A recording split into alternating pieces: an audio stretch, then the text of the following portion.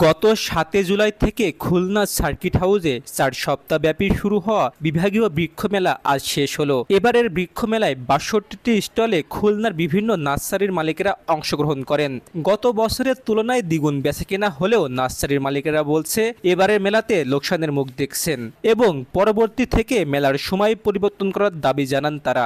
আবহাওয়াটা দেখে শুনে দিলে তো ভালো হয়। এবার যে সময়টা মেলা দেওয়া হয়েছে সেই সময়টা আসলে মেলা দেওয়া ঠিক না। আষাঢ় মাস, জ্যৈষ্ঠী আষাঢ় মাসের দিকে মেলা দিলে ভালো হয়, সব গাছে ফল ফুল থাকে। আসলে বৃক্ষ মেলা আমরা গত বছরও ভালো করতে পারি নাই, আর এই বছরও প্রথম দিক থেকে মানুষ হাহাকার, মানুষ আসে না, আর আজকে শেষ। এবারের বৃক্ষ মেলার সমাপনী অনুষ্ঠানে আমন্ত্রিত অতিথিরা বৃক্ষরোপণ এবং সংরক্ষণের আহ্বান জানান। যদি কিছু চারাও বেঁচে যায়, বড় গাছ হয়, সেটি হবে আমাদের ভবিষ্যৎ প্রজন্মের জন্য অবদান। শুধু এই ১ মাসের মধ্যে সীমাবদ্ধ থাকবে না, সারা বছর ব্যাপী এই বৃক্ষরোপণ যে অভিযান আছে সেটাকে তারা আরো ত্বরান্বিত করে নিয়ে যাবে।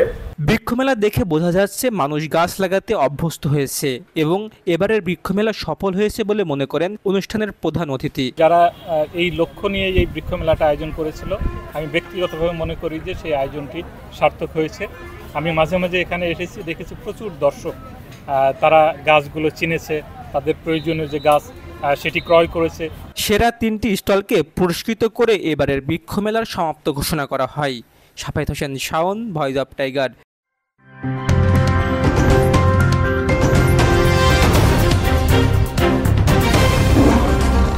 Voice of Tiger.